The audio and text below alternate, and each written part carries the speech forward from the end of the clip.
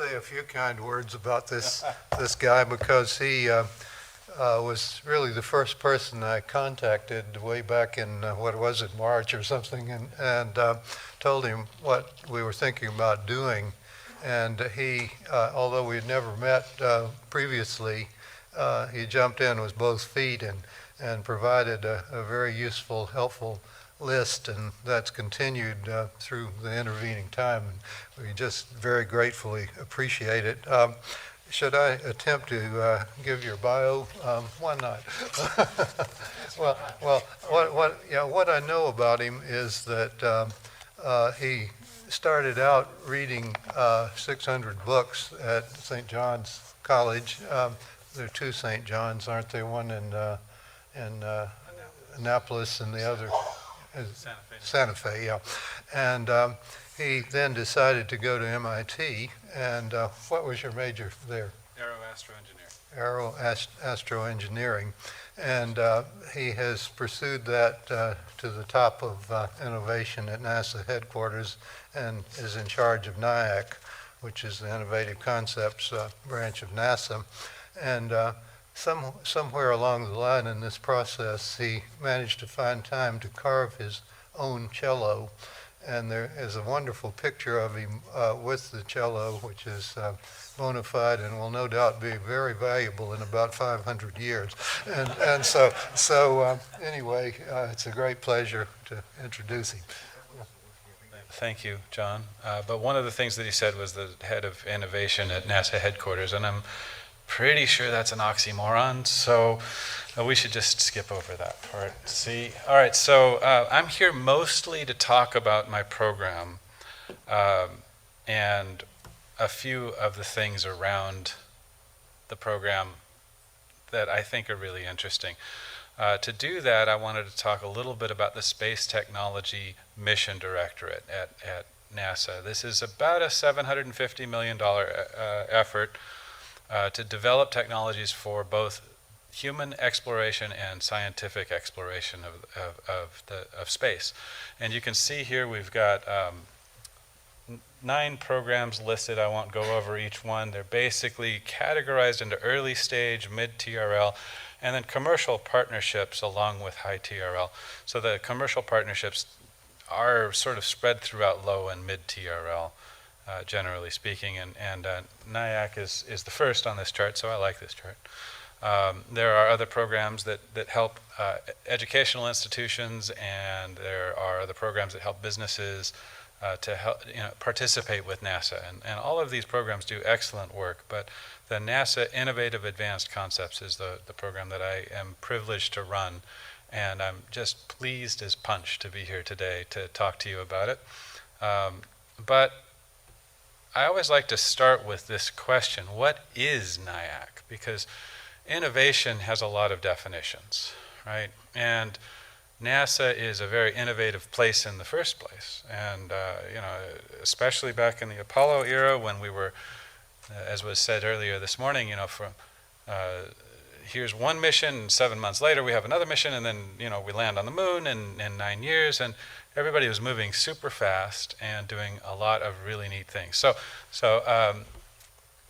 over the years, we've become more risk averse, I think it's safe to say, for various reasons. But we still have a small portion of the budget made for going as far out as we can go and as fast as we can go. And what does it mean to be innovative in NIAC? So NIAC is a program to support early studies of innovative yet credible visionary concepts that could one day change the possible in aerospace. Great. I don't think I actually just said anything. All of those words, they mean something, but I'm not sure what it is. And so I'd like to talk a little bit about history. Charles Holland Duell was the U.S. Patent Commissioner for U.S. Patent and Trade Office. He supposedly said this around the turn of the century, 1900, okay? He's famous because of this statement. You can find it up on the internet, and it's very interesting that somebody from the patent office would say this. He supposedly said this when he was talking to Congress, and he then supposedly said that Congress should shut down the U.S. Patent and Trade Office because everything was invented. We don't need us anymore, right? Obviously, at NIAC, we don't think this way, or we wouldn't be here, right? We don't agree with what Duhl said. And that's because truth is stranger than fiction, you know? And truth is stranger than fiction because when we read fiction, we have to believe what we're reading, at least at some level. There has to be suspension of disbelief, right? Reality doesn't care. It can be completely unbelievable. It still happens, right? That's really it. Free to violate any norm that we humans are used to. Societal norms, there are different societies that do different things. Our society changes every day. And, you know, a famous one from 20 years back, 15 years back, all swans are white because every swan we've ever seen is white. Well, by golly, somebody went down to Australia and found a black swan and they had to rewrite the textbooks. This is sort of getting at maybe a little bit about what I think NIAC, and by the way, by extension, all of us here today, what we're trying to do is find the black swans, to make people think differently about what they do every day, to make people think that what was impossible is now possible. I think that's starting to get into NIAC. And NIAC, I think, has 3 or 4 mottos. Don't let reality get in the way of your imagination. That was the motto of the first program. NIAC was canceled in 2007. It's 2006, last studies in 2007. And then it was reborn again in 2011 with a few different parts to it by Bobby Braun when he started up the Office of the Chief Technologist. So we got a chance to make a new motto, change the possible. You've already seen that. My own personal motto, the damn fool didn't know it couldn't be done, so she went ahead and did it. Okay? By the way, my 2-year-old daughter lives by that rule, and I just try to emulate her fearless charging ahead every chance that I get. NIAC is a funny program. It encourages us to almost suspend our disbelief about reality, at least for a little while. It encourages Don Quixote to tilt at windmills.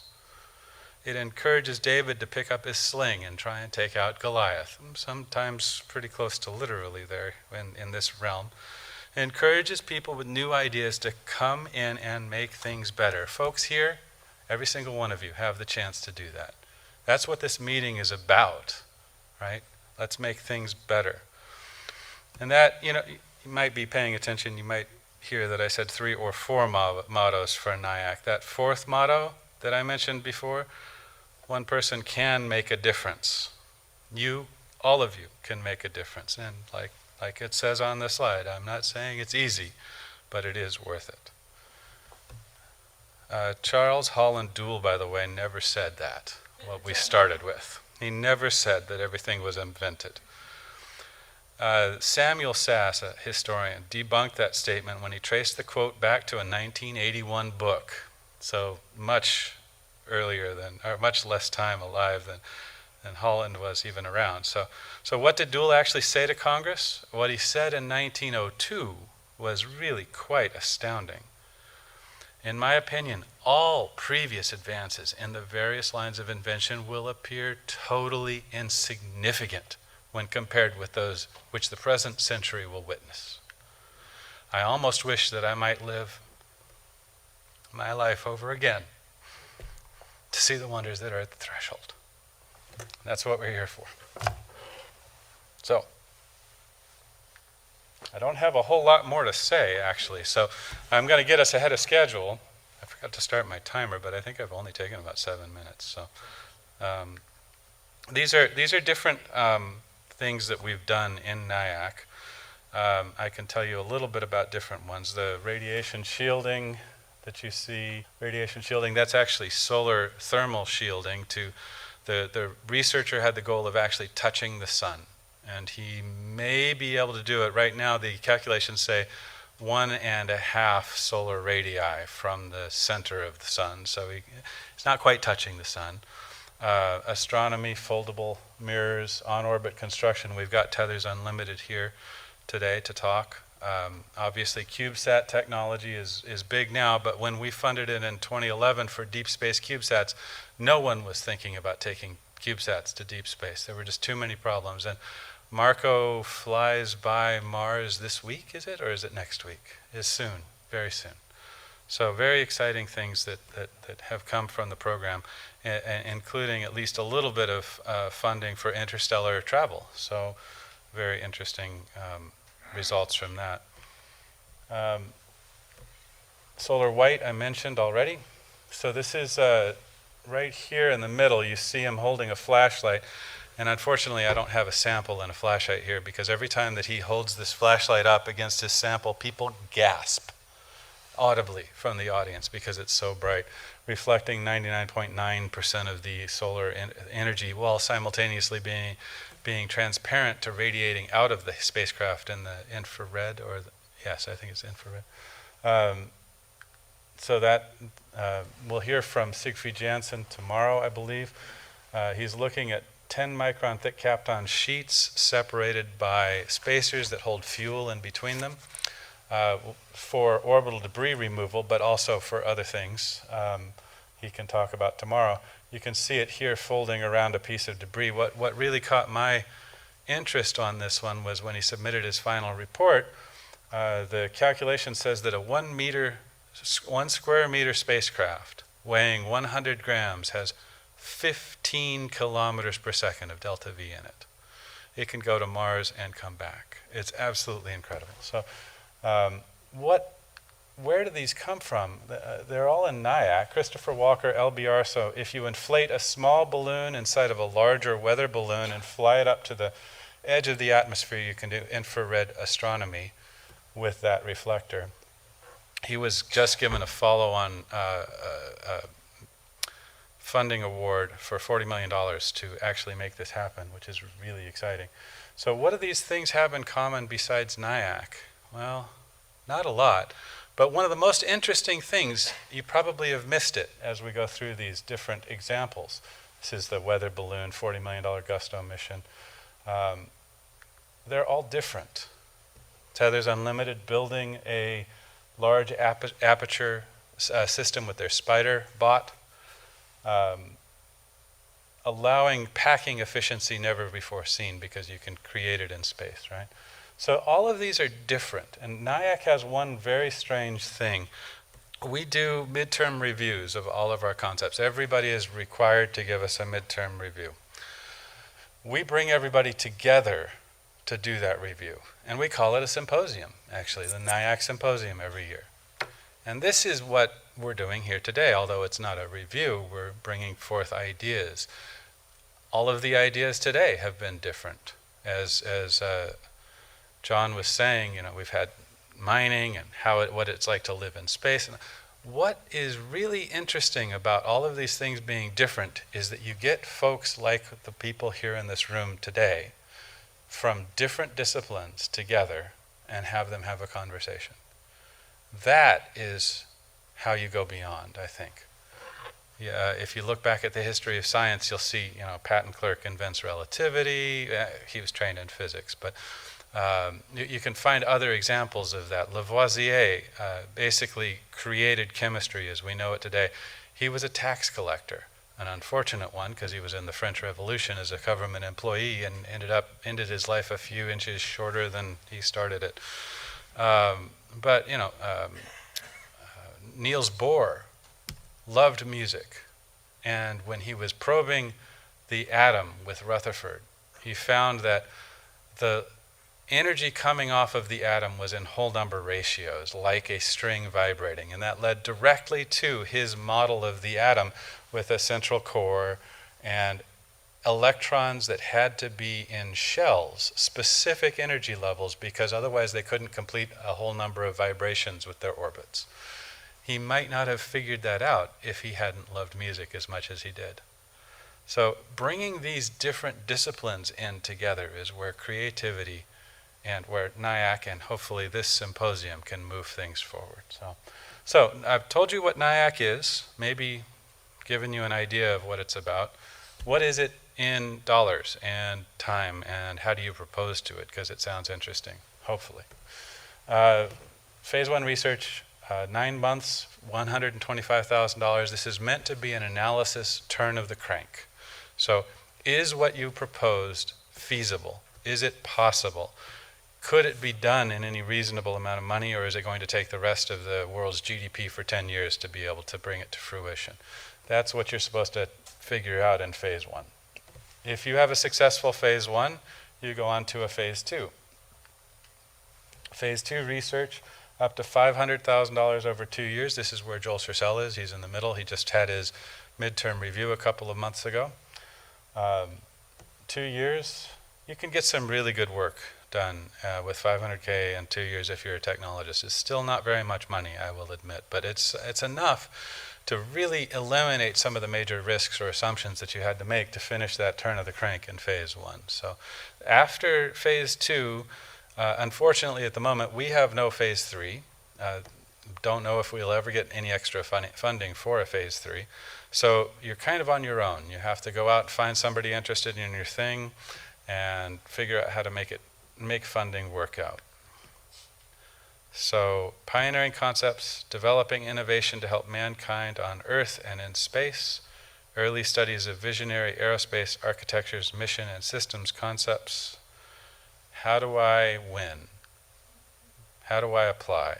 Well, come up with an innovative concept would change the way that NASA or other folks in space do business. I probably shouldn't say it, but I often will say to reviewers, hey, look, I know that NASA is not going to use this technology in the future, but if Elon Musk is interested in it, maybe we should fund it anyway and put the research on the shelf. We're a grant program, so we're allowed to do that. We are here for the betterment of anyone in the United States. Watch for the release of the NIAC call for proposals. It was just done in August, and it will be done next August. Expect the release in August. What do you know?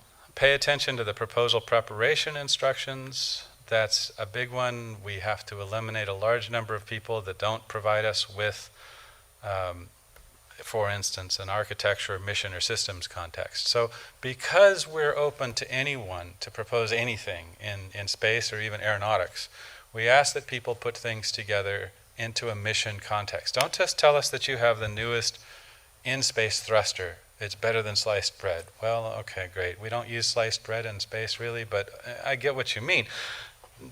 For instance, if you're using a fusion thruster, well, how big are your radiators? Because if you're going to make a fusion thruster in space and it has to compete against chemical, those radiators better not sap all of the impulse out of your system because they're so big and heavy, right? So you have to put it into a mission or systems context to let us know that this is actually going to make a real positive impact.